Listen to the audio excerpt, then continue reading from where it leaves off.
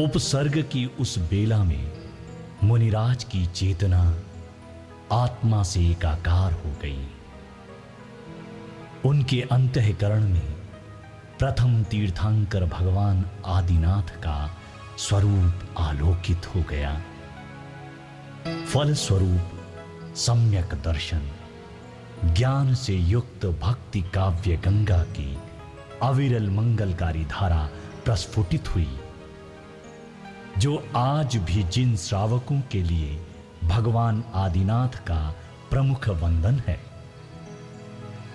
भक्तामर स्तोत्र का प्रत्येक श्लोक काव्य की सीमा तोड़कर मंत्र बन गया है। ऐसा मंत्र जो सर्व विघ्न हरण है, सर्व मंगलकरण है, सर्व फलदाता है, अतिशयकारी, अहंकार का नाशक है, प्रभु भक्ति से सराबोर हो सहजानंद आत्मा का साक्षात्कार करवाता है। आदि पुरुष आदेश जिन, आदि सुविधि करता, धर्म धुरंधर परम गुरु, नमो आदि अवतार। हे आदि अवतार, आदि पुरुष, आदिनाथ, तुम्हारे चरण कमलों की वंदना स्वर्गों के समस्त इंद्र देवगण करते हैं। मेरे जैसा अल्पज्ञ भक्ति में आपका गुणगान कहने का भाव संजोई है। यह कुछ ऐसा है जैसे कोई बालक अपने नन्हे पैरों से सुमेरु पर्वत को लांघने का प्रयत्न करे। फिर भी हे वीतराग प्रभु, मेरा मन बाल हट की तरह तेरा गुणगान अवश्य करेगा। मैं जानता हूं कि मैं शक्तिहीन हूं, शब्दहीन हूं, फिर भी मेरा मन तेरी भक्ति के प्रति निशंक है। जिस तरह प्रातःकाल सूर्य के उदय होते ही रात्रि की काली चादर स्वमेव ही समाप्त हो जाती है, वैसे ही मेरे मन से अज्ञान का तमस स्वमेव नष्ट हो जाएगा। हे वीतराग प्रभु, तुम्हारे अनंत गुणों का प्रकाश स्थायी है, शाश्वत है, अपूर्व है। फिर भी उसकी तुलना किससे करूं? चंद्रमा से, जो दिन में रंग हो जाता है, सूरज के तेज से, वो रात्रि में विलीन हो जाता है, जवाहरात के खंडों से, वो तो निरे कांच के टुकड़े हैं। अतः हे नाशा दृष्टिधारी, सोहम ध्वनिधारी, ओंकारमयी, अपने भामंडल की ज्योति से मेरे अज्ञान का क्षय करो, मेरे अज्ञान का क्षय करो।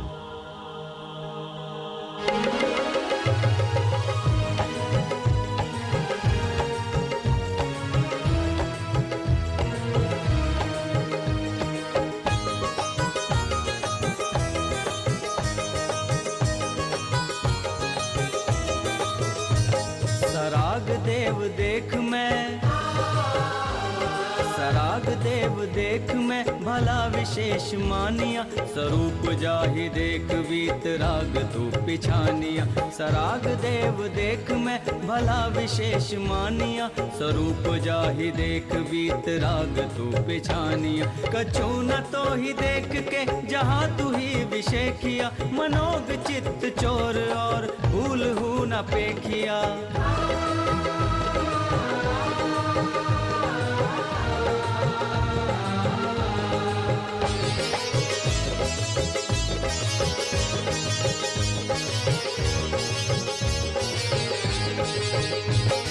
अनेक पुत्र पुत्रवंतनी नितंबनी सपूत है, न तो समान पुत्र और मात ते प्रसूत है। अनेक पुत्रवंतनी नितंबनी सपूत है, न तो समान पुत्र और मात ते प्रसूत है। दिशा धरंत तारिका अनेक कोटि को गिने, दिनेश तेजवंत एक पूर्व ही दिशा जने।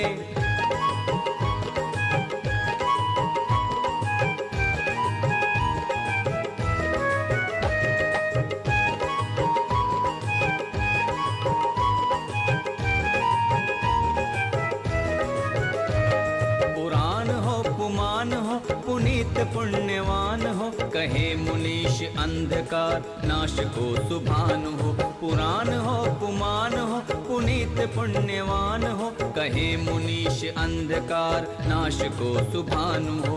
महंत तो ही जान के न होए वश्य काल के, न और मोहि मोख पंथ देह तो ही टाल के।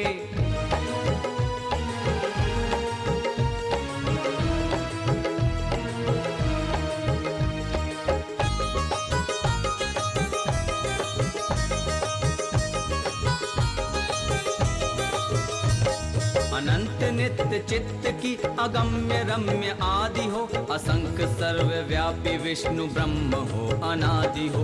अनंत नित्य चित्त की अगम्य रम्य आदि हो, असंख्य सर्वव्यापी विष्णु ब्रह्म हो अनादि हो। महेश काम के तु योग ईश योग ज्ञान हो, अनेक एक ज्ञान रूप शुद्ध संत मान हो।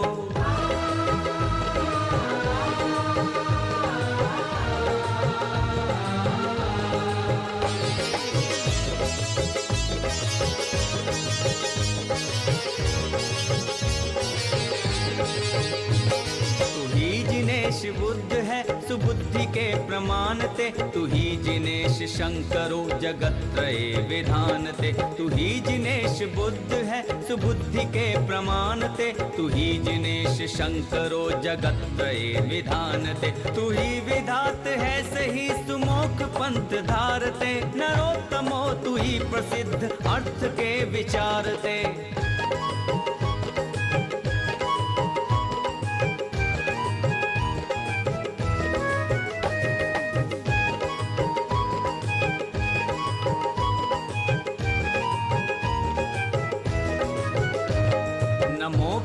जिनेश तो ही आपदा निवार हो, नमो करूं सुभूरी भूमि लोक के सिंगार हो। नमो करूं जिनेश तो ही आपदा निवार हो, नमो करूं सुभूरी भूमि लोक के सिंगार हो। नमो करूं भवाब्धि नीर राशि शोष हेतु हो, नमो करूं महेश तो ही मोक पंथ देतु हो। नमो करूं महेश तो ही मोक पंथ देतु हो, नमो करूं महेश तो ही मोक पंथ देतु हो। नमो करूं महेश तो मोक पंथ देतु हो। विकसित सुवरन कमल दुति, नख दुति मिली चमकाही। तुम पद पदवी जह धरो, तह सुर कमल रचाही। ऐसी महिमा तुम विषय, और धरे नहीं कोई। सूरज में जो ज्योत है, नहीं तारा गण होए।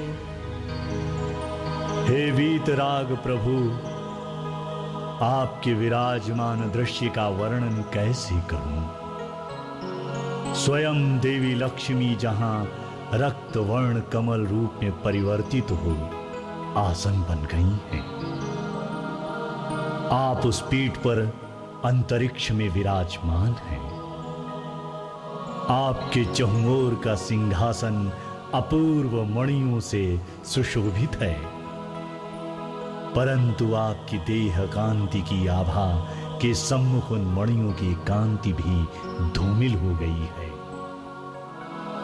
आपके ऊपर 3 छत्रों के अलंकरण में तीनों लोकों का वैभव समा गया है। देवताओं ने आपके ऊपर चमर डुलाए हैं। उससे जो पवन बही, उसकी वायु में जीव मात्र का प्राण आनंद से भर गया है। आपके भामंडल में भव्य जीवों का भूत वर्तमान भविष्य दृष्टिगोचर हो रहा है। आपकी दिव्य ध्वनि को सब जीव अपनी मातृभाषा में धर्म तत्व को ग्रहण कर रहे हैं। हे आदिनाथ, मेरे हृदय के समस्त दोषों का हरण कर लो। अपनी कृपा से मेरे मन में अज्ञान के मेघों का विलय कर ज्ञान सूर्य के प्रकाश से आलोकित कर दो।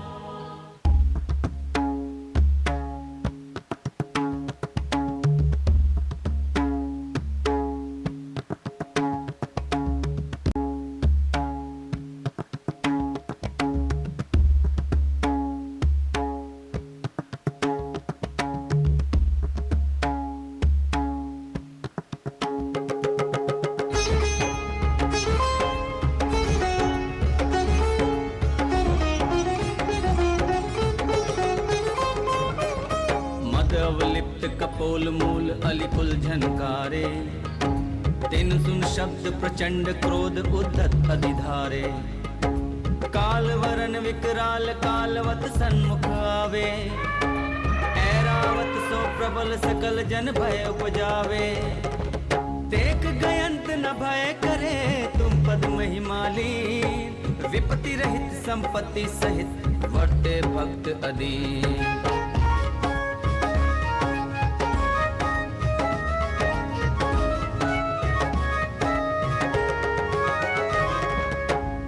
मत गयंद कुंभ थल नखन विदारे, मोती रक्त समेत डारी भूतल सिंगारे।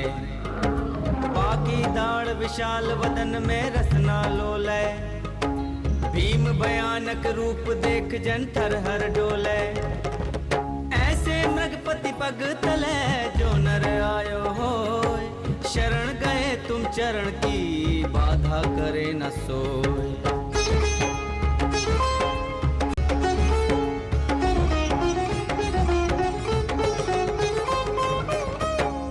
पवन कर उठी आग जो तास पतंतर, पमै पुलिंग शिखा उतंग पर जलय निरंतर। जगत समस्त निगल भस्म कर हैगी मानो, तड़तड़ाट दव अनल जोर चहु दिशा उठानो। सोइक छिन में उपुष में नाम नीर तुम ले, होए सरोवर परिणमे विकसित कमल समेत।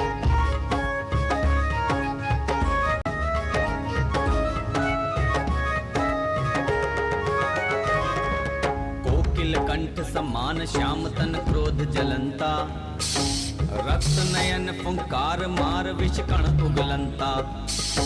फण को ऊंचा करे वेग ही सन्मुख धाया, तब जन होए निशंक देख फणपति को आया। जो चापे निज पग तले व्यापे विष्ण लगा, नाग दमन तुम नाम की है जिनके आधार।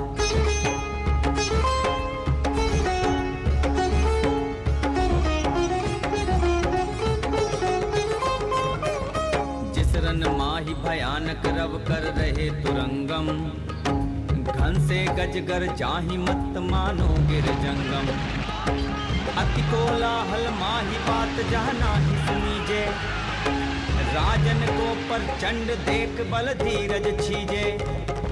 नाथ तिहारे नाम ते अगछिन माही पलाय, जो दिन कर प्रकाश दे अंधकार विनशाय।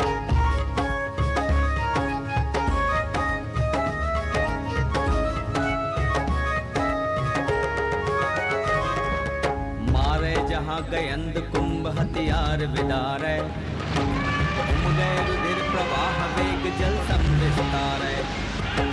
होए तिरन असमर्थ महाजोधा बल पूरे, तिसरन में जिन तोर भक्त जे है नर सूरे।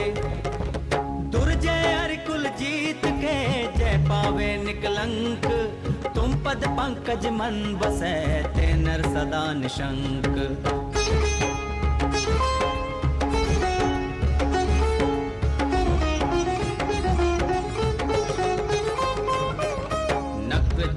मगरादि मक्ष करि भय उपजावे, जामे बड़वा अग्नि दाहते नीर जलावे, पार न पावे जास ताह नहीं लहिए जाकी, गरजय अति गंभीर लहर की गिनती न ताकी, सुख सो तिरे समुद्र को जे तुम गुण सुमराही, लोल कलोलन के शिखर पार यान ले जाही।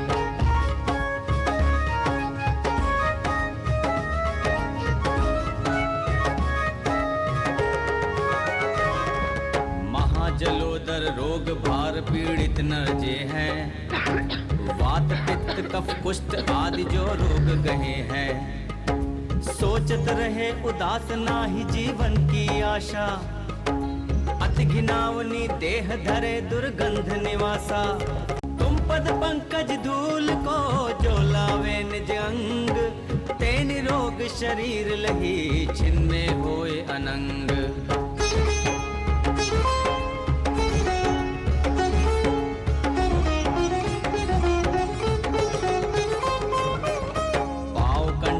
जकर बांध सा कल अति भारी, गाढ़ी बेड़ी पैर माही जिन जांग बिदारी, भूख प्यास चिंता शरीर दुख जय बिल्लाने, सरन नाही जिन कोए भूख के बंदी खाने, तुम सुमरत स्वमेव ही बंधन सब खुल जाही, छिन में ते संपत्ति लहे चिंता भय विनसाही।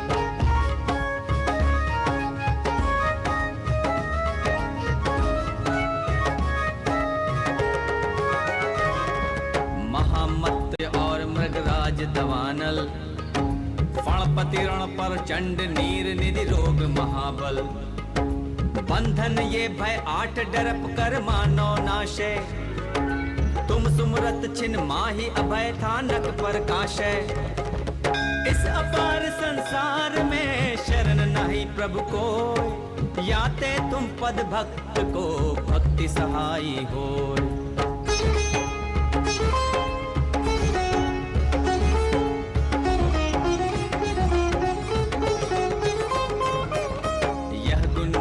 विशाल नाथ तुम गुणन सवारी, विविध वर्ण में पुहप गूथ में भक्ति विथारी, जे नर पहिरे कंठ भावना मन में भावे, मान तुंग सम निजाधीन शिव लक्ष्मी पावे, भाषा भक्ता मर कियो हेमराज हित हेत, जे नर पढ़े सुभाव सो ते पावे शिव खेत, ते पावे शिव खेत, ते पावे शिव खेत, ते पावे शिव खेत।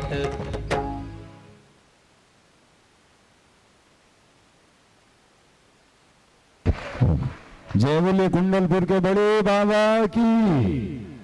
बहुत शानदार, एक बार जोरदार तालियां बजाओ इन सभी के लिए।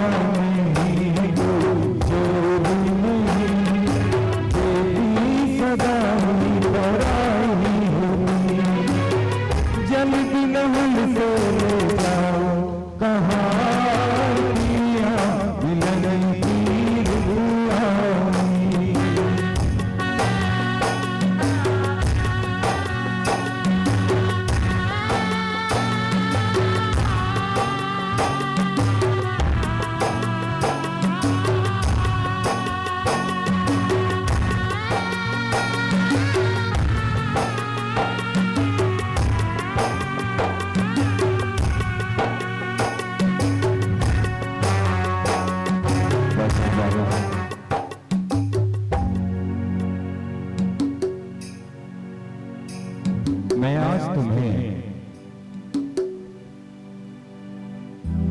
इस शुभ अवसर पर कुछ शिक्षा देना चाहता हूं। इस संसार में मनुष्य जन्म लेता है और चला जाता है। लेकिन इस जीवन में यदि कोई हमारा सच्चा साथी है, यदि कोई हमारे दुख में और सुख में बराबर का हिस्सेदार है, तो वो कोई और नहीं, हमारी जीवन संगनी होती है।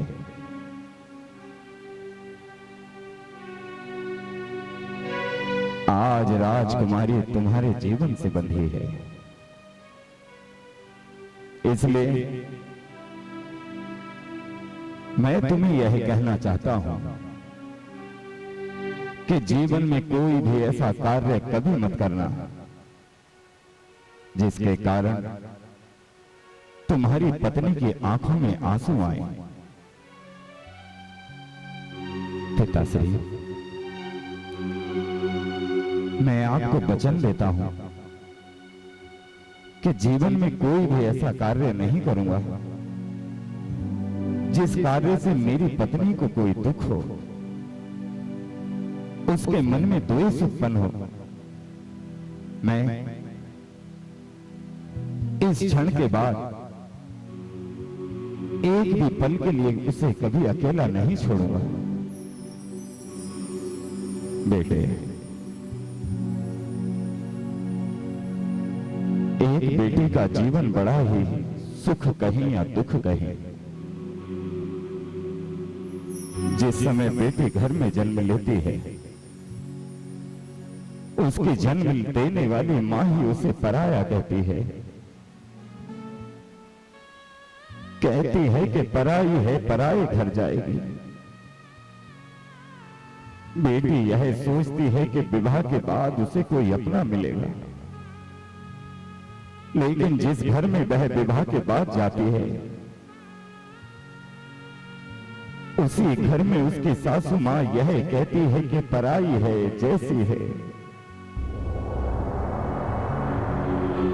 इस संसार में सबको सच्चा साथी मिला,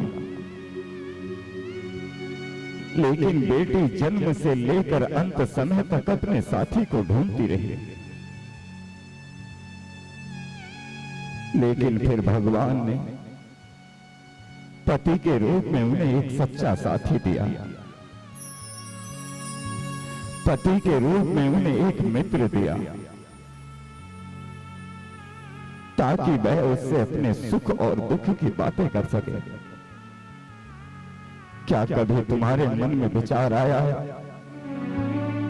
कि जिस घर में जन्म लेते हैं, उस घर से डोली निकल जाती है, और जिस घर में हम जाते हैं, उस घर से केवल अर्थी निकलती है।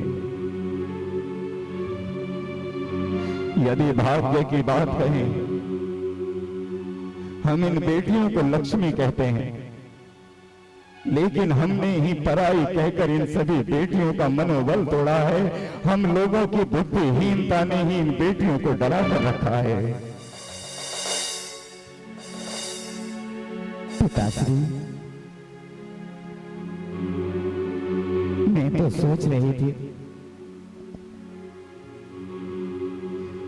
कि मैं अपने पिता का घर छोड़कर आई हूं। न जाने आपके घर में मैं आपके धर्म और कर्तव्य का पालन कर सकूंगी या नहीं,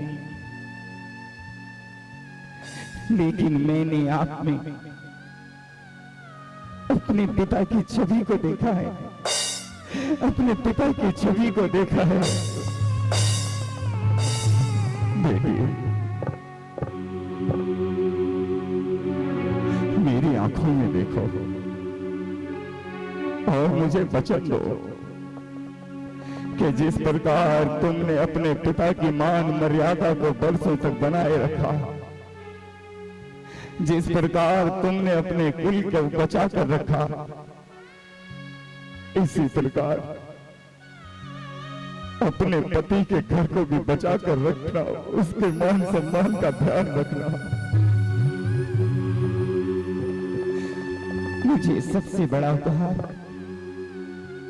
मुझे सबसे बड़ा उपहार तो यह मिला है कि मैं एक पिता को छोड़कर आई और उन्हीं के प्रतिबिंब जैसे दूसरे पिता मुझे प्राप्त हुए हैं, मुझे प्राप्त हुए हैं।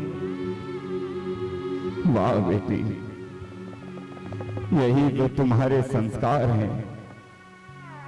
यदि विवाह के पश्चात हर बेटी अपनी सासू मां में अपनी मां को देखे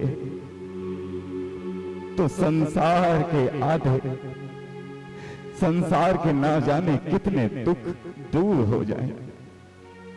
महामंत्री, हमें अतिथियों के सम्मान के लिए चलना है। इन दोनों को हमें अकेला छोड़ देना चाहिए। चलो जयदेव।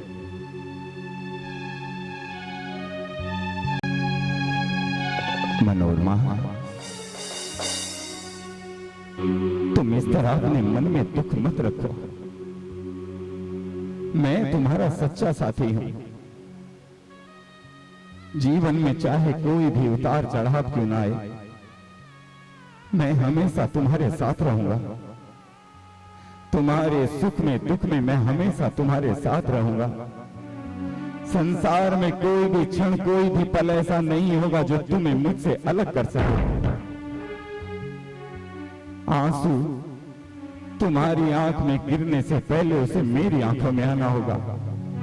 तुम्हारे जीवन में दुख आने से पहले उसे मेरे जीवन में आना होगा। मैं भी आपकी आयु की मंगल कामना करती हूँ, मंगल कामना करती हूँ।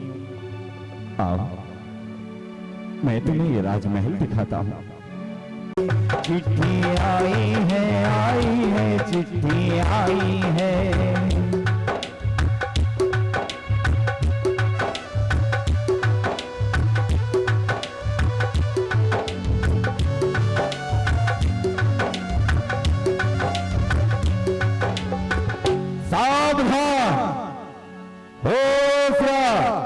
महाराजा इमाम पधार रहे हैं।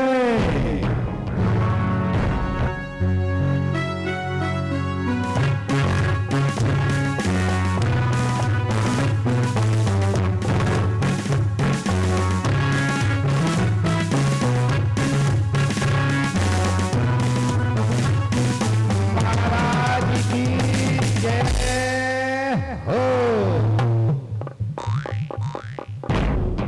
ये क्या कर रहे हो? जय जयकार कर रहा हूँ आपकी। बोलो, क्या सूचना लेकर आए हो? सूचना ये लेकर आया हूँ कि आपके नाम की चिट्ठी आई है। अरे चिट्ठी नहीं, पत्र आया होगा। बोलचाल की भाषा में उसे पत्र कहा जाता है। पत्र तो वो होता है जिस पर लिखा होता है, और चिट्ठी? चिट्ठी वो होती है जिस पर लिखा हुआ आता है। कहां से लाया है तू इतनी बुद्धि? मेरे पिता मरते हुए मुझे बहुत सारी बुद्धि देकर गए थे। तुम एक बात बताओ। हाँ विवाह हो गया तुम्हारा? गुरुजी, विवाह तो हो गया। हाँ। बच्चे कितने हैं? बच्चों को गिनने का समय ही नहीं मिला आज तक। अरे दो होंगे। दो होते तो बता देता। चार होंगे। चार होते तो बुला लेता। 6 होंगे। 6 होते तो दिखा देता। अरे 8 होंगे। 8 होते तो जता देता। 10 होंगे। थोड़ा और बढ़ो। 11 होंगे। थोड़ा और बढ़ो। अरे 12 होंगे। बस यहीं रुको। तुम्हारे 12 बच्चे हैं? हाँ। और विवाह को कितना समय हो गया? अगर उंगलियों पर गिनूं तो पूरे 3 साल हो गए।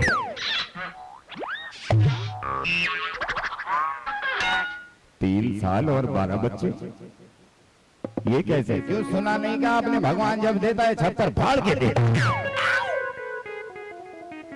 ये मुझे समझ नहीं आया, 3 वर्ष में 12 बच्चे कैसे? ये बात ये कानपुर वाले बताएंगे। अरे मुझे थोड़ा समझाओ तो। मैं समझाता हूँ आपको। मैं था बेरोजगार, तो मेरी माँ एक बार अलीगढ़ से कानपुर, फिर कानपुर में जो लोग मिले, मेरी माँ ने कहा मेरे बेटे का घर बनवा दो। तो कानपुर वाले तेज है, मेरा विवाह करा दिया। तो फिर क्या, जब मैं अपनी घरवाली को घर लेकर गया, मैंने उसका घूंघट उठाकर देखा तो ऐसा लगा जैसे मेरी चाची बैठी। तो क्या, दहेज में वो अपने साथ 6 बच्चे भी लेकर आई थी। 3 साल में मुझे जब भी हुए, जुड़वा हुए तो 6 उसके, 6 मेरे, 12 हो गए हमारे। 12 बच्चे क्यों, गरीबों के बच्चे नहीं होते क्या?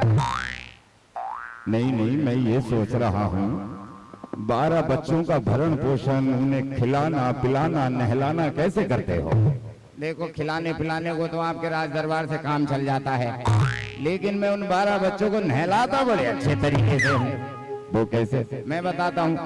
सबसे पहले मैं अपने बच्चों की एक पंक्ति लगा लेता हूँ। 1 2 3 4 5 6 12। 2 टप रख लेता हूँ, एक टप यहाँ, एक टप यहाँ। फिर एक टप में मिला देता हूँ साबुन। झा झा झा झा झा झा झा झा झा झा। फिर अब बताता हूँ मैं आपको। इसमें टप में है साफ पानी, इस टप में है साबुन वाला पानी। हाँ, ये है 12 बच्चों की पंक्ति। फिर सबसे पहला वाला बच्चा उठाया, गुड़ गुड़ गुड़ गुड़ गुड़ गुड़ गुड़ पानी में साबुन वाले पानी में घुमाया, बच्चा उठाया, साफ पानी में डाला और ये गया बच्चा, हो गया गंगा स्नान। मुझे कुछ समझ नहीं आया। मैं समझाता हूँ। मंत्री जी, तुम इधर आओ, बच्चे भाग रहे हैं, इन्हें पकड़ के रखो। इधर इधर पीछे खड़े हो जाओ, 12 बच्चे के पीछे। लेकिन तेरे बच्चे कहाँ हैं? क्यों, तुम्हें बच्चे नहीं दिख रहे? मंत्री जी, तुम्हें बच्चे नहीं दिख रहे? मुझे तो नहीं दिख रहे। अरे खड़े तो हैं, 1 2 3 4 5 6 7 12। अरे मुझे बताओ तो, नहलाते कैसे थे तुम उसे? मैं बताता हूँ। इस टप में था साबुन वाला पानी, इस टप में था सफेद वाला पानी। सबसे पहला वाला बच्चा उठाया, साबुन वाले पानी में घुड़ घुड़ घुड़ घुड़ घुड़ घुड़ घुड़ घुड़ घुड़ घुड़ घुड़ घुड़ घुमाया, बच्चा निकाला, साफ पानी में डाला और यह गया बच्चा।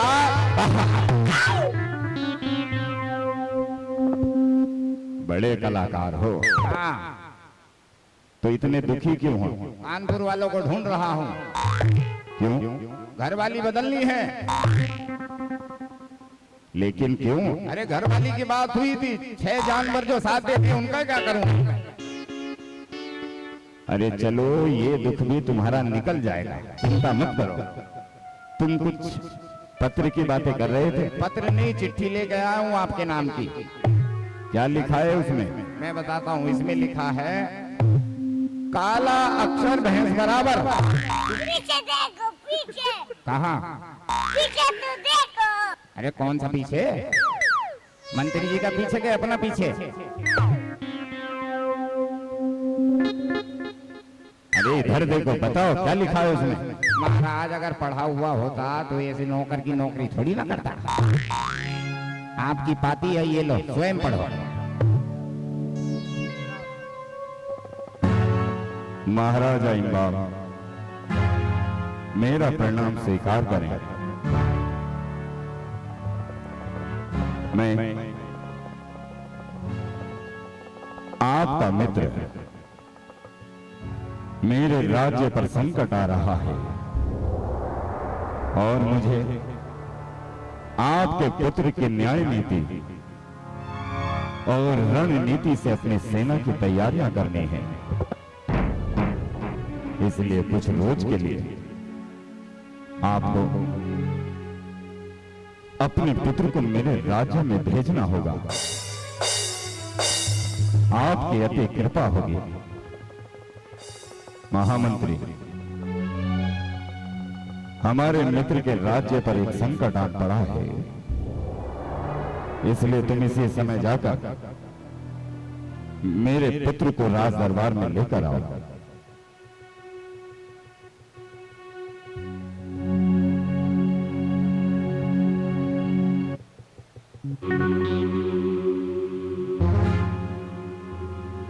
प्रणाम पिताश्री। कहिए क्या क्या है? मेरे बेटे, मेरे मित्र के राज्य पर संकट आन पड़ा है और वह कहते हैं कि उन्हें तुम्हारी रणनीति और न्याय नीति की आवश्यकता है। कहीं ऐसा ना हो कि शत्रु मेरे मित्र के राज्य पर आक्रमण कर दे। इसलिए तुम्हें कुछ रोज के लिए मेरे मित्र के राज्य जाना होगा। पिताश्री, ये आपने अपने मित्र से क्यों नहीं कह दिया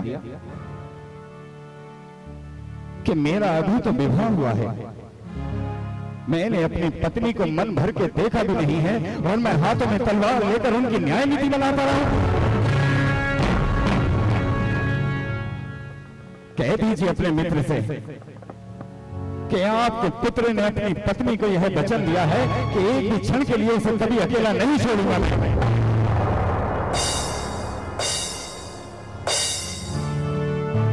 ये किस तरह की बातें कर रहे हो? मैंने तो सोचा था कि मेरा एक ही राजकुमार अकेला सैकड़ों शत्रुओं पर भारी पड़ेगा, लेकिन तुम ये कायरों की बात क्यों करते हो? इससे तो अच्छा होता कि हम स्वयं अपनी सेना लेकर अपने सेनापतियों के साथ जाकर अपने मित्र की, उसकी राज्य की रक्षा करते। लेकिन तुमने इस भरे राज दरबार में सभी सभासदों के सामने अपने पिता की आज्ञा को ठुकराया है। क्यों पिताश्री, आप भूल गए? आपने ही तो कहा था कि कभी भी जीवन में मैं एक क्षण के लिए भी अपनी पत्नी को कभी अकेला ना छोड़ूं। एक रोज उसे राजमहल में आए नहीं हुआ।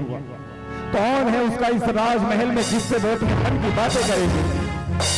और आप चाहते हैं कि मैं अपनी नई नवेली दुल्हन को छोड़कर न्याय नीति रणनीति के लिए आपके मित्र की सहायता करूं? आज हम ये सोचते हुए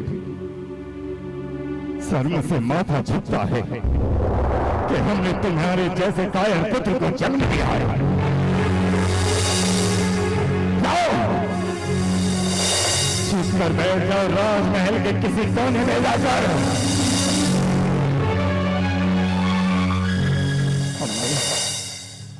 हमने इसलिए तुमसे यह नहीं कहा था, हमारी बातों का आपने गलत अर्थ निकाला है। ठीक है, मैं आपके मित्र की रक्षा करने के लिए अवश्य जाऊंगा, लेकिन आप मुझे जीवन में कोई भी ऐसा कार्य नहीं बताएंगे जिससे मुझे और मेरी पत्नी को एक क्षण के लिए भी अलग होना पड़े।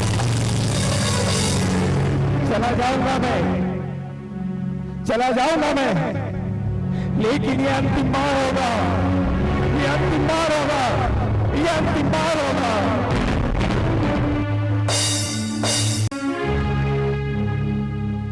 महामंत्री,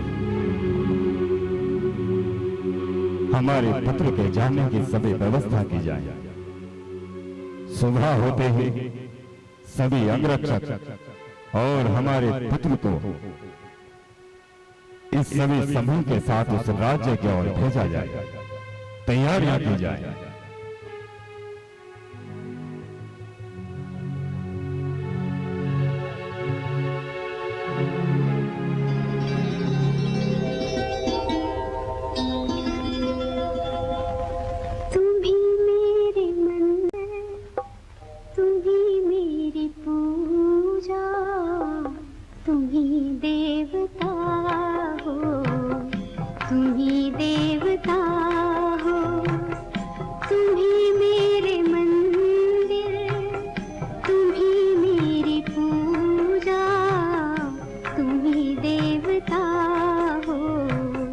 तुम ही देवता हो। कोई मेरी आँखों से देखे तो समझे कि तुम मेरे क्या हो, कि तुम मेरे क्या हो। तुम ही मेरे मंदिर, तुम ही मेरी पूजा, तुम ही देवता हो, तुम ही देवता हो।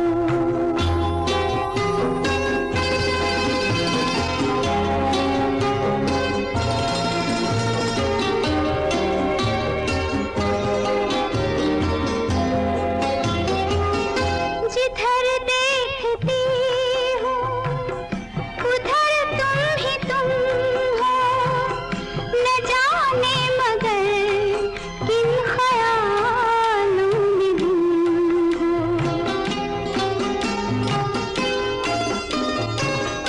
जिधर देखती हूँ उधर तुम ही तुम हो, न जाने मगर किन ख्यालों में गुम हो। मुझे देख कर तुम जरा मुस्कुरा दो, नहीं तो मैं समझूंगी मुझसे खफा हो। तुम ही मेरे मंदिर, तुम ही मेरी पूजा, तुम ही देवता हो, तुम ही देवता हो।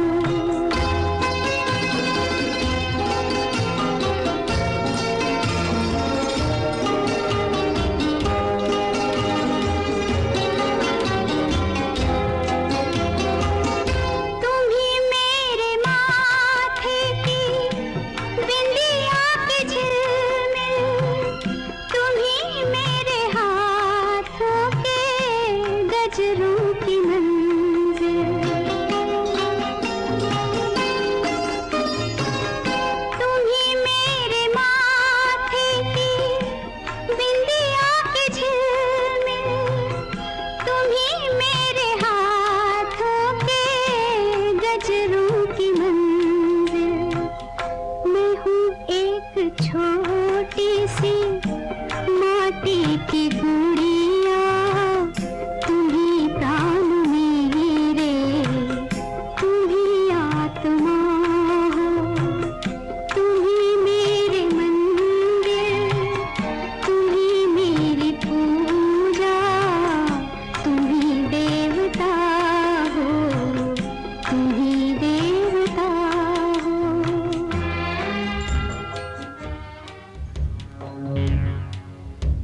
आ रहे हैं।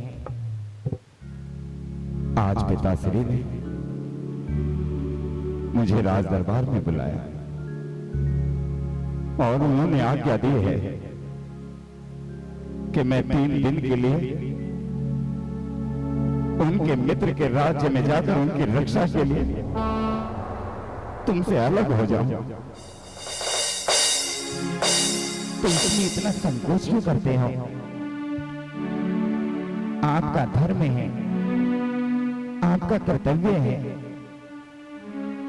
कि आप अपने पिता के मित्र या अपने मित्र की सहायता के लिए अक्षर रहें। क्या पता कल हमें उनकी आवश्यकता हो। उनकी आवश्यकता मुझे नहीं, पिताश्री को हो सकती है। पहले तो मुझसे भरी सभा में यह कहा कि मैं एक पल के लिए भी तुम्हें अकेला छोड़कर न जाऊं। उसी के अगले पल मुझे कहते हैं कि 3 दिन के लिए मुझे तुमसे वियोग सहना पड़ेगा। मैं एक काम करता हूं, मैं पिताश्री से जाकर कह देता हूं कि मेरे मन में कोई इच्छा नहीं है, मैं उनके मित्र से कोई मित्रता नहीं रखना चाहता। मुझे तुम्हारे साथ रहना है, मुझे तुम्हें जी भर कर देखना है, मुझे तुमसे बातें करनी है। ये आप किस तरह की बातें करते हैं? मैं कहीं जा थोड़े न रही हूं। मेरा भी मस्तक गर्व से ऊंचा होता है कि मेरा विवाह आप जैसे धीर वीर राजकुमार के साथ हुआ है। ये न्याय नीति रणनीति ये तो सब कुछ जीवन भर चलना है। एक राजा का कर्तव्य यही तो होता है। आप जाओ, मैं आपके लिए मंगल कामना करूंगी। मनोरमा, तुम मुझे वचन दो कि जिस समय मैं 3 दिन के बाद लौट कर आ रहा हूंगा, राजमहल के उस द्वार पर तुम अपने हाथों में मंगल दीप लेकर मेरा स्वागत करोगे।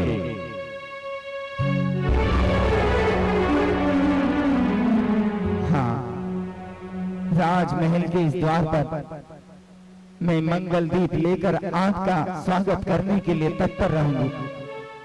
तो ठीक है, मैं इस कार्य के लिए चला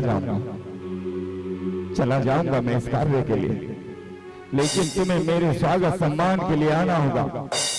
तुम्हें मेरे स्वागत सम्मान के लिए आना होगा। में पधार रहे हैं।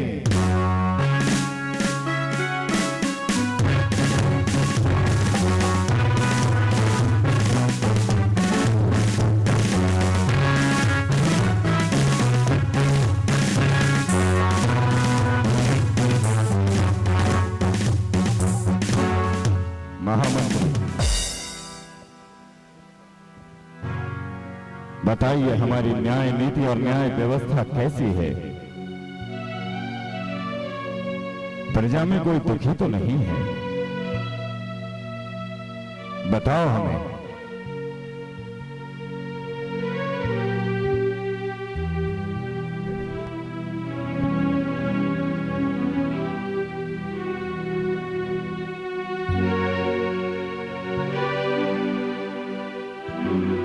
महाराज की जय हो।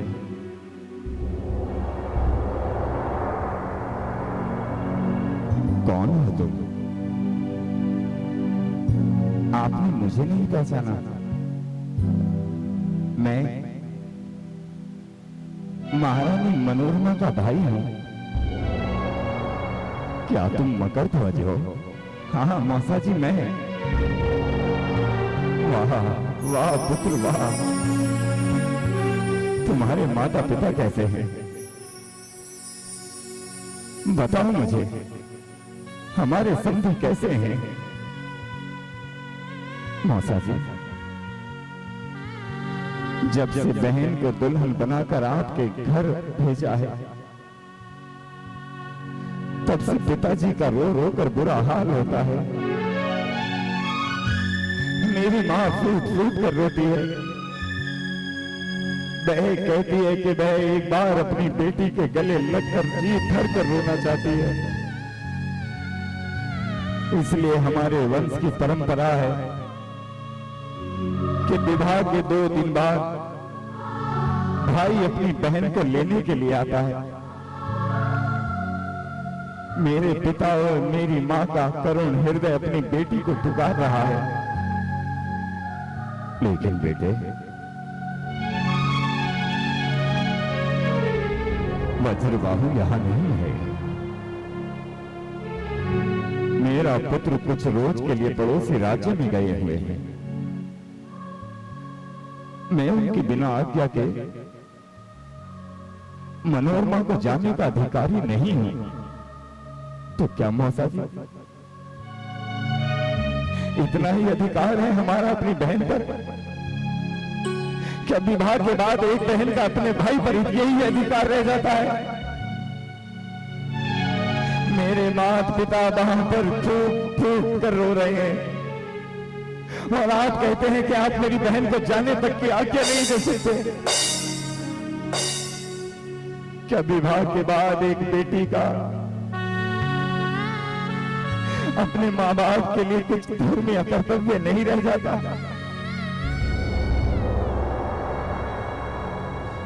बेटे, बात यह नहीं है। मैं डरता हूं कि कहीं मेरा बेटा राजमहल में आए और उसे मनोरमा ना मिली तो।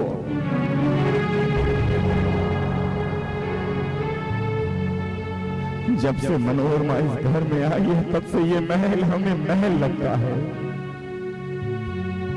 काट खाने को दौड़ता था ये राजमहल, लेकिन तुम्हारी बहन के आने के बाद सब कुछ अच्छा लगता है। तो सोचिए मौसा जी, मेरी बहन आपके घर में केवल 2 रोज से है, उस घर का क्या हाल हो रहा होगा जिस घर में मेरी बहन 20 वर्षों तक रही है। कितना प्रेम होगा उस घर के लोगों का उस पर। मैं आपसे अनुरोध करता हूं, मेरे माता पिता के लिए मेरी बहन को मेरे साथ भेज दीजिए। भैया भैया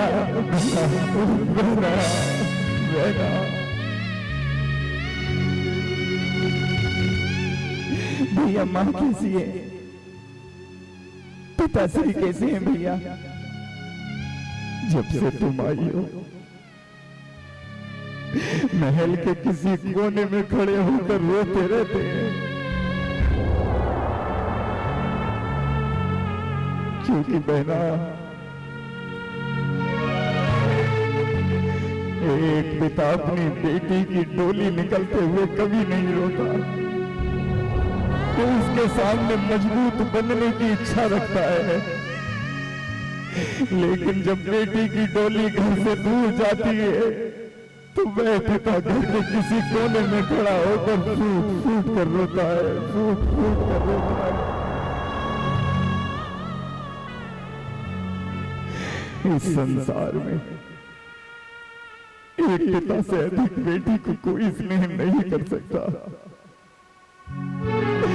वो बुलाते हैं तुम्हें पिताजी, पिताजी। बोलो बेटी, मैं अपने पिता से मिलने जाना चाहती हूँ, मैं अपनी माँ से मिलना चाहती हूँ। यदि आप आज्ञा दें तो मैं कुछ रोज के लिए जा सकती हूँ क्या? बेटी, क्या एक पिता तुझे तेरे घर जाने से रोक सकता है? ना, जाओ बेटी, खुशियों के साथ जाओ और खुशी खुशी अपने इस पिता के पास जल्दी से लौट आना बेटी, जल्दी से लौट आना, जल्दी से लौट आना।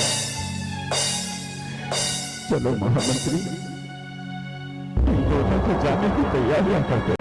राजकुमार वज्रबाहु राजमहल लौट रहे हैं।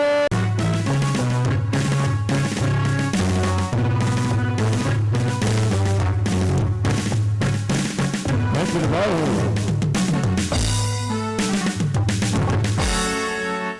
वाह,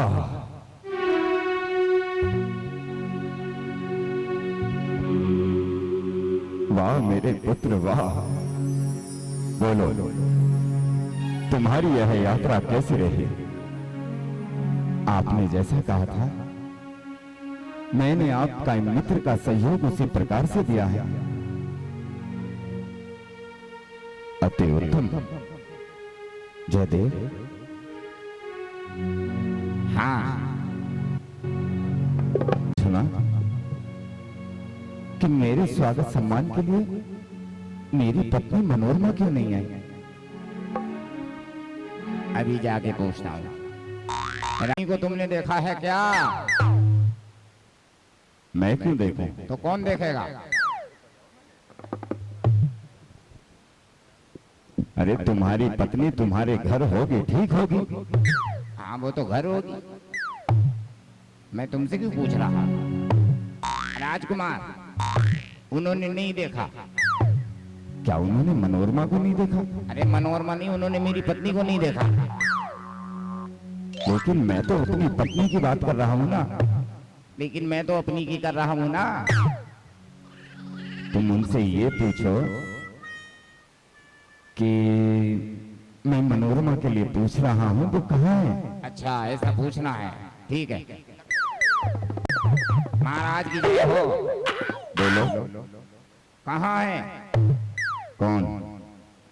मेरी पत्नी। अरे मुझे क्या पता तेरी पत्नी तेरे घर में होगी। अच्छा वो अगर घर में होगी तो आप यहाँ क्या कर रहे हैं? मैं अपने राज्य में हूँ, राज्य का संचालन कर रहा हूँ। तो मेरी पत्नी मेरे घर में क्यों है? इस बात को मैं क्यों बता सकता हूँ? हाँ राजकुमार। क्या बोला उन्होंने? वो कहते हैं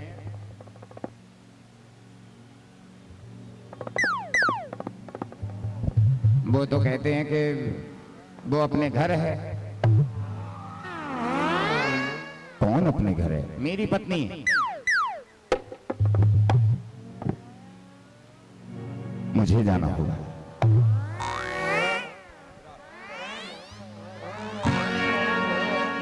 पिताश्री, मैं आपसे ये जानना चाहता हूं कि जिस समय मैं इन राजमहलों को छोड़कर आपके मित्र के राज्य की ओर गया, यहां पर मुझे सब नौकर चाकर दिखाई दे रहे हैं। दरबान अपनी जगह खड़े हैं, दास दासियां अपने स्थान पर हैं, लेकिन मुझे मेरी पत्नी दिखाई नहीं दे रही है। बेटे, तुम्हारे जाने के पश्चात तुम्हारी पत्नी के भाई आए थे। उनके माता पिता का हृदय बड़ा क्रोधित हो रहा था। उनकी बातों को सुनकर मेरा हृदय बाहर निकल आया। मनोरमा भी खूब रोने लगी। इसलिए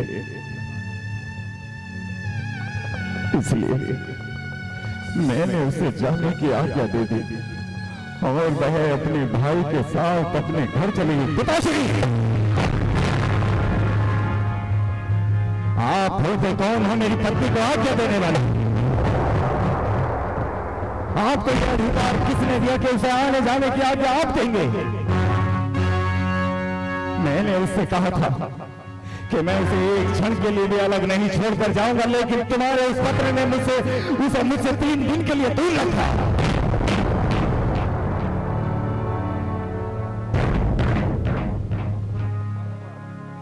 पिताश्री, आप मुझे जानते नहीं है, आपने अपने पुत्र को हमेशा दुख दिया है, दुख दिया है। ये किस तरह की बातें करते हो? क्या तुम्हारी पत्नी पर हमारा कोई अधिकार नहीं है? क्या तुम्हारी पत्नी इस राजमहल में रहकर केवल तुम्हारी आज्ञा मानेगी? ये तुमने बहुत बड़ी बात कही है वज्रबाहु। तुम ये कहना चाहते हो कि हमने तुम्हारा लालन पालन किया, एक राजश्री वस्त्र दिए, राजकुमार पद दिया और तुम हमें धिक्कार रहे हो? पिताश्री, आप नहीं जानते कि आपने क्या पाप कर दिया है। मैं जिस समय उसे यहां से छोड़कर गया था, वो कहती थी कि राजमहल के उस द्वार पर खड़ी रहकर मेरी प्रतीक्षा करेगी। आपके कारण मेरी पत्नी मुझसे दूर गई है। आपके कारण मेरी पत्नी ने अपना वचन तोड़ा है। क्या अधिकार है उसके भाई को मेरी बिना आज्ञा के ले जाने का? आपने उससे ये क्यों नहीं कहा कि यदि अपनी बहन से इतना ही प्रेम था तो उसका विवाह इस राज्य में क्यों किया? तुम राजकुमार हो, आने वाले भविष्य का राजा होना है तुम्हें। यदि इस प्रकार की तुम बातें करोगे, यदि इस प्रकार तुम रक्षक से भक्षक बन जाओगे, तो तुम्हारा उद्देश्य, तुम्हारा कर्तव्य, तुम्हारा धर्म क्या कहेगा? मैं कुछ नहीं जानता। मैं उसे आज ही लेकर आऊंगा। मैं उसे आज ही लेकर आऊंगा। तुम जानते हो महल के बाहर कितना आंधी तूफान चल रहा है। बादलों की गर्जना प्रारंभ हो रही है।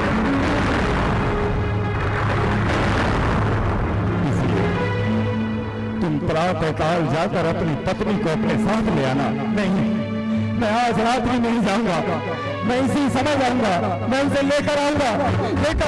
रुक जाओ, पकड़ो उसे। नहीं, रात में नहीं, इस आंधी तूफान में मत जाओ।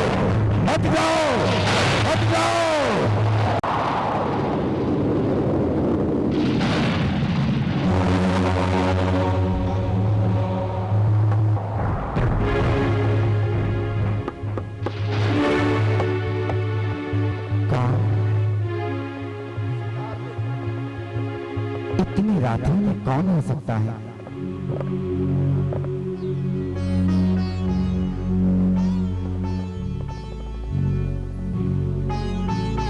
मैं आ गया।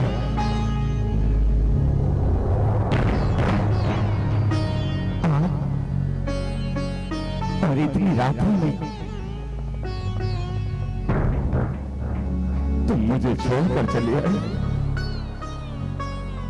तुमने मेरे साथ अच्छा नहीं किया। तुमने कहा था कि जिस समय मैं राजमहल में आऊंगा उस समय तुम मंगल दीप लेकर मेरे स्वागत सम्मान के लिए खड़ी रहोगी। लेकिन आपने ये बताया, इतनी रात में आने की आवश्यकता क्या थी आपको? ये विशाल तूफान, ये आंधी बरसात में आपको आने की यहाँ क्या आवश्यकता है? क्योंकि मैं तुम्हारे बिना एक पल नहीं रह सकता। हमारे राज्य के बीच में इतनी विशाल नदी है, उस नदी को तुमने कैसे पार किया? मैं बताता हूं। मैं सबसे पहले नदी के एक किनारे पर पहुंचा और मैंने वहां जी भरकर आवाज लगाई, लेकिन मुझे कोई भी नाविक वहां नहीं मिला। फिर मुझे एक लकड़ी का टुकड़ा दिखाई दिया। मैंने उस लकड़ी के टुकड़े को पकड़कर उसके ऊपर बैठकर मैं एक किनारे से दूसरे किनारे पर चला गया। उसी समय जैसे ही बादलों में बिजली ने चमकना प्रारंभ किया, तब मैंने देखा कि वो लकड़ी का टुकड़ा नहीं था, वो किसी इंसान का मुर्दा था। आप इतने अंधे हो गए कि तुम्हें मृत इंसान का शरीर और लकड़ी में कोई अंतर नहीं दिखाई दिया। ये तुम्हारा प्रेम है जो मुझे तुम्हारी ओर खींच कर ले आया, और तुम भी इतनी भोली मत बनो। तुमने भी तो अपने महल के कक्ष से नीचे कपड़ा लटका कर रखा था। तुम जानती थी कि मैं तुम्हारे पास मिलने जरूर आऊंगा। मैंने कोई वस्त्र नहीं लटका कर रखा। अच्छा, भोली बनती हो। आओ, चलो मैं दिखाता हूं। स्क्रीन।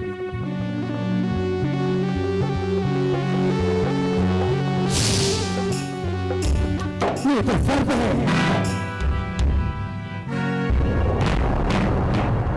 तुम जिसे वस्त्र समझकर ऊपर तक आए, ये वस्त्र नहीं, ये सर्प है।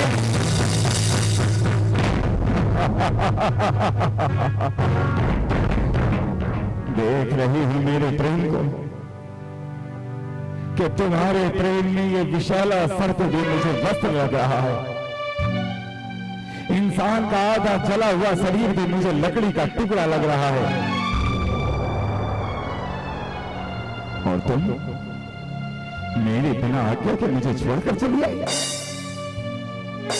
एक बार मेरे महल से निकलने से पहले तुमने मेरी आज्ञा लेनी नहीं करनी। कौन लेकर आया तुम्हें? मुझे मेरा भाई लेकर आया है। पकड़ दो, पकड़ दो।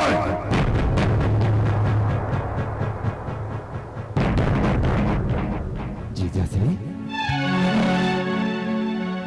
आप और इस समय तुम ये बताओ कि मेरी पत्नी को मेरे घर से लाने का अधिकार तुम्हें किसने दिया? मैं तो उसे इसलिए ले आया क्योंकि माता पिता का रो रो कर बुरा हाल हो रहा था। मैं बस उनसे मिलवाने के लिए लाया था। यदि अपनी बहन बेटी से मिलने का इतना ही शौक चढ़ा है तो उसका विवाह मेरे साथ क्यों किया है? जिस प्रकार इसे मेरे राजमहल से तुम मेरे घर से लेकर आए हो, उसी प्रकार अभी के अभी रथों को तैयार करो और मेरी पत्नी को मेरे महल तक छोड़ जाओ।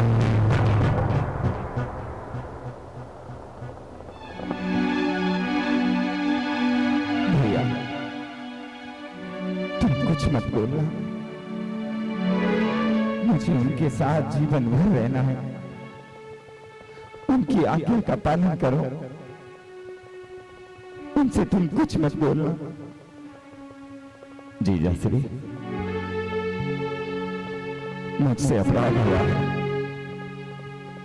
कि मैं आपकी महारानी को आपकी बिना आज्ञा के यहां ले आया। भूल गया था मैं कि विवाह के बाद बहन पर कोई अधिकार नहीं रह जाता। चलो बहना, चलो बहना।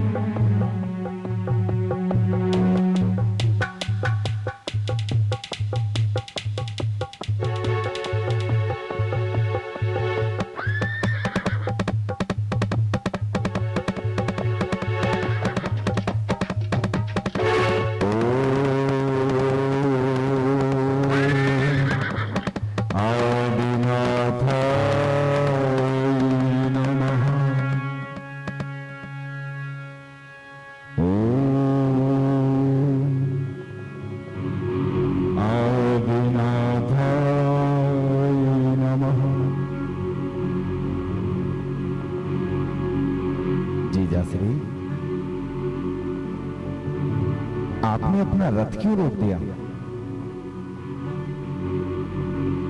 क्या देख रहे हैं आप? वो कौन है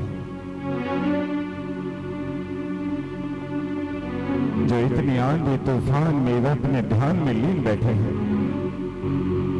आप इन्हें नहीं जानते? आगे आप क्या सच में उन्हें नहीं जानते? नहीं। ये कौन है जो इतनी मूसलाधार बारिश में भी इस तरह अपने वस्त्रों को त्याग कर अपनी पूजा भक्ति में लगे बैठे हैं? देखो ना जीजा श्री, एक वो है और एक आप है। वो इस संसार में दिगंबर संत कहलाते हैं, जिन्होंने इस संसार में सभी वस्तुओं का परित्याग कर दिया है। अरे त्याग तो यहां तक सुनो, किसी वस्तु ये किसी मुख्य चीज का नहीं। दिगंबर संत अपने माता पिता का भी परित्याग करके इस जिनेंद्र मुद्रा को धारण किया करते हैं। और एक आप है, क्यों बहना? एक जीजा श्री है कि एक रात भी तुम्हारे बिना रह नहीं पाए। अरे चलिए जीजा श्री, कहीं ऐसा ना हो कि तुम्हारी पत्नी को राजमहल जाने में तनिक और देर हो जाए। अरे चलिए चलिए, उन दिगंबर महासंत को देखकर तुम्हें कोई लाभ नहीं है।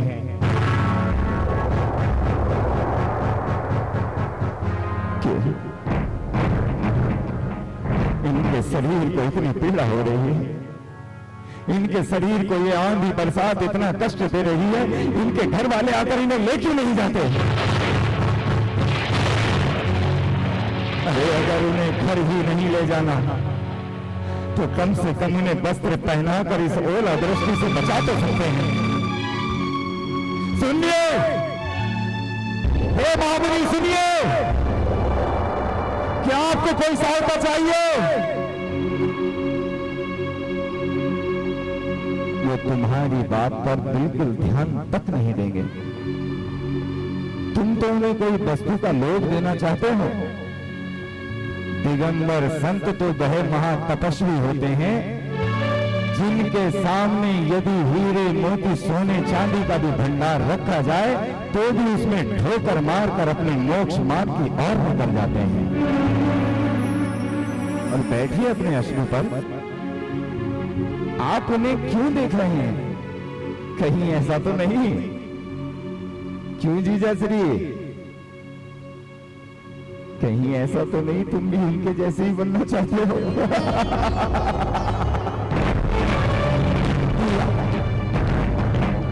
क्यों क्रोधी बातें होने? उल्टी सीधी बातें बंद करो। अरे बहना, जीजा साले का संबंध तो हंसी मजाक का ही होता है। क्यों जीजा श्री? अरे तुम तो मेरी बहन के बिना एक पल नहीं रह सकते। और उन दिगंबर महामुनि को देखो जिन्होंने सारा जीवन सब कुछ त्याग कर ही तो संभाल रखा है।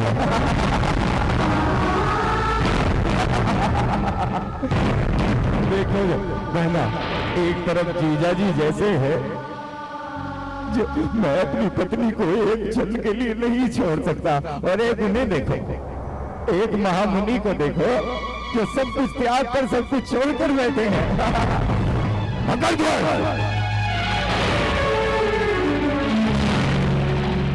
क्या तुम ये कहना चाहते हो कि मैं कायर हूं? क्या तुम ये कहना चाहते हो कि मैं तुम्हारी बहन का गुलाम हूं? बताओ मुझे तुम मेरे लिए क्या दृष्टि रखते हो? मैं दृष्टि तो ये रखता हूं कि जिस सुंदर छवि को तुम देख रहे हो ना, जो तुम्हारी आंखों में बसी है, वो किसी और की छवि नहीं, वो मेरी बहन की छवि है। अब चलिए अपने अश्कों को उठाकर हम राजमहल की ओर प्रस्थान करते हैं। चलो बहना, रथ में जाकर बैठो, सवार हो जाओ। जीजा श्री, एक अपने आप को देखो और एक उन्हें देखो। चलो बहना, चलो बहना।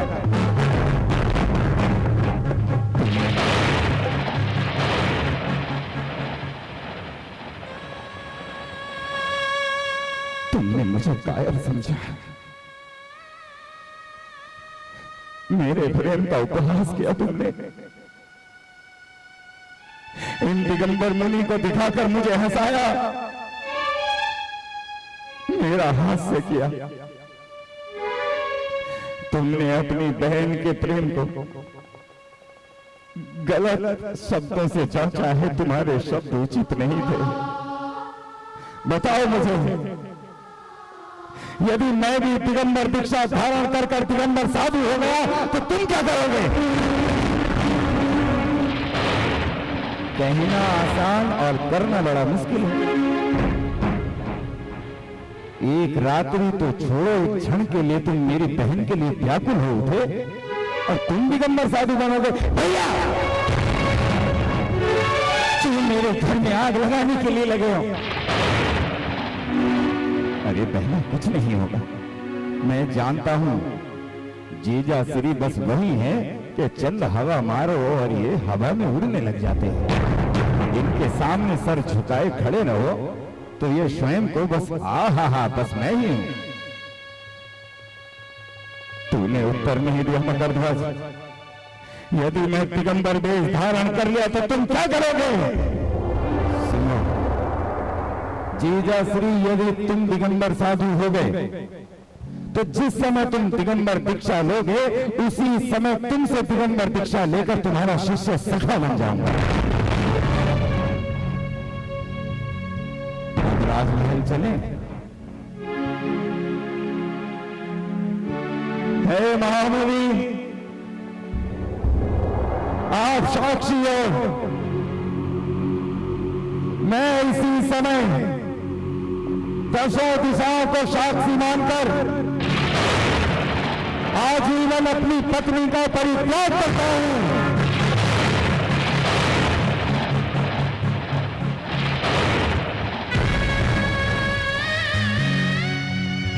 क्या किया?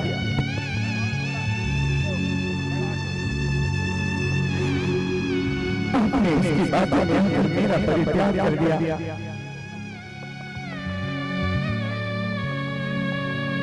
देख रहे हो ना भैया, तुम्हारे एक हंसी मजाक ने मेरे घर को बर्बाद कर दिया है। क्यों तुमने मेरे घर में आग लगाई? क्यों तुमने मेरे घर को बर्बाद किया? देखिए ना, मेरे हाथों के भी मेहंदी भी नहीं आई, ये मेहंदी भी रंग पर नहीं आई, और तुमने मेरा परित्याग किया है। जीजा श्री, मजाक मजाक में क्या कह दिया? मैं आपसे हाथ जोड़कर क्षमा मांगता हूँ। मेरी बहन का परित्याग मत करो जीजा श्री, मेरी बहन का परित्याग मत करो। मैं जी नहीं पाऊंगा, मैं जी नहीं पाऊंगा, मैं जी नहीं पाऊंगा।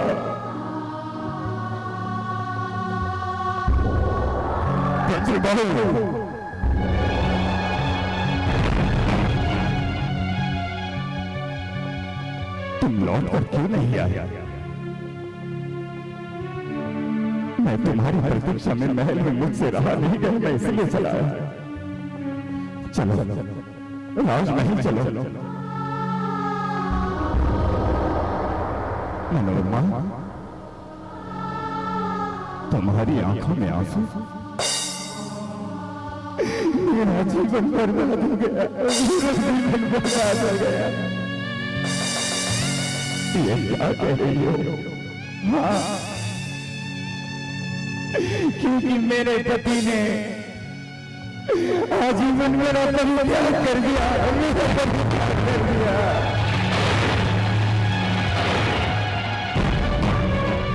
मोहब्बती संभालो मुझे।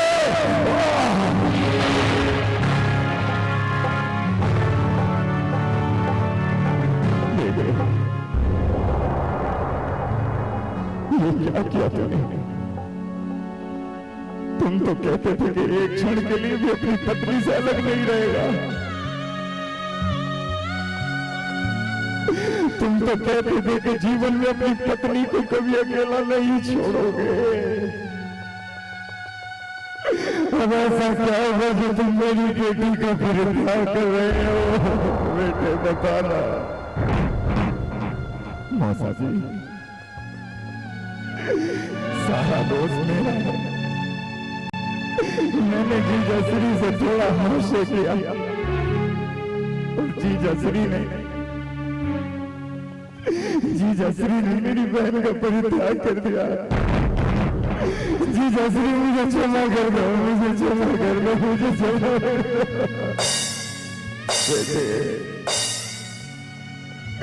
परित्याग कर कहाँ जाना चाहता है मेरे लाल कहाँ जाना चाहता है तू?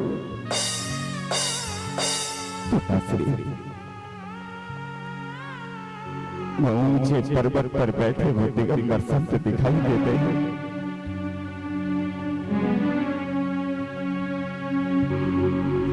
ये जिस मार्ग पर गए हैं, मुझे भी उसी मार्ग पर ही तो जाना है। मैं भूल गया था कि इस क्षण भंगुरता के संसार में मैं उलझ रहा था। मुझे जाना है पिताश्री, मुझे उसी मार्ग पर जाना है जिस पर ये दिगंबर साधु चल रहे हैं।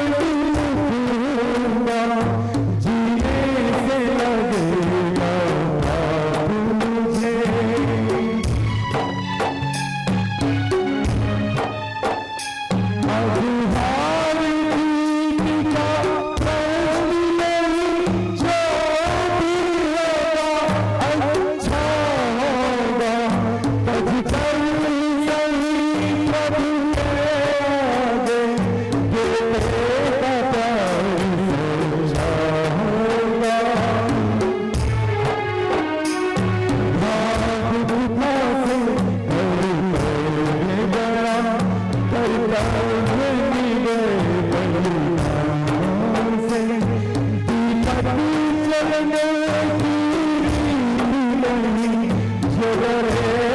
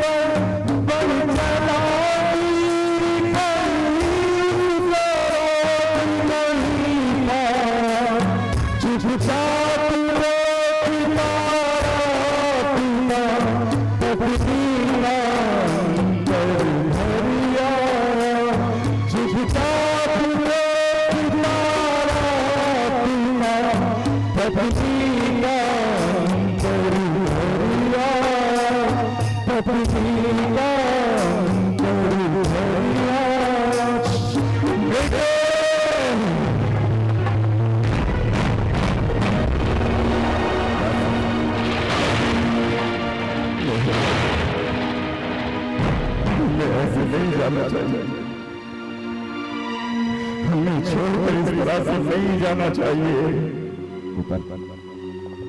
नहीं जाना चाहिए। रुक जाइए मेरे लिए रुक जाइए, मेरे लिए रुक जाइए, रुक जाइए।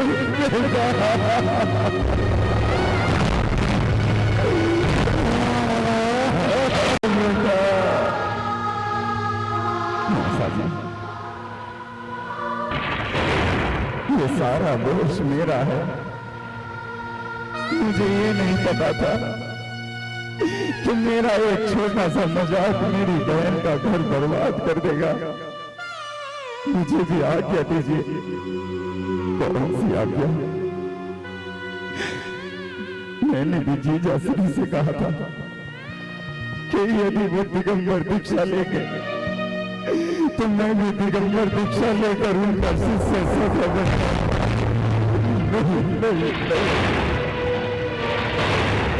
मेरा एक बेटा तो चला गया, मैं तुझे नहीं जाने दे सकता, नहीं जाने दे सकता। भैया मुझे छोड़कर चले गए और तुम भी छोड़कर जाते हो, मैं कैसे रहूंगी, कैसे रहूंगी? जिस प्रकार जीजा श्री अपना वचन सिद्ध कर रहे हैं, अपना आत्म कल्याण कर रहे हैं, इस सतमार्ग पर जाने से मुझे मत रोको, मुझे मत रोको। उड़ चला पंछी रे हरी भरी बाल से,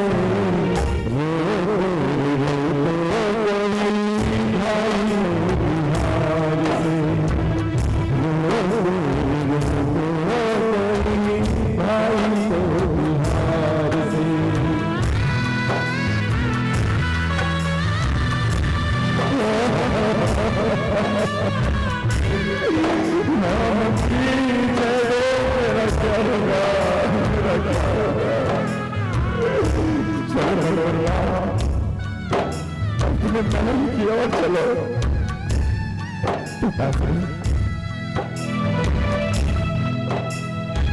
मेरे पति सन्यासी हो गए,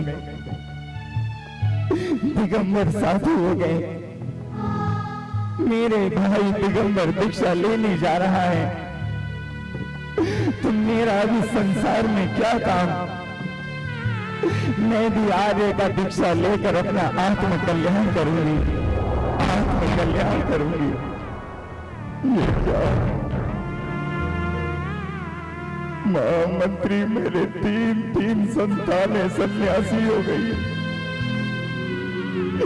अरे लोग यही कहते हैं कि हमारे धर्म में साधुओं की संख्या अधिक हो, सब यही कहते हैं कि नगर गौरव पर हमारे शहर में संख्या अधिक हो, लेकिन कोई भी माता पिता ये नहीं कहता कि मैं अपने पुत्र को दिगंबर साधु बनाऊंगा। मेरा तो सब कुछ लुट गया। इस बूढ़े को अकेला छोड़कर क्यों जा रही हो मनोरमा? क्यों जा रही हो? क्यों जा रही हो? मुझे आज्ञा दीजिए, आज्ञा दीजिए, आज्ञा दीजिए। जीवन के किसी भी पल बेराग रहता है, संसार में रहकर संसार बोला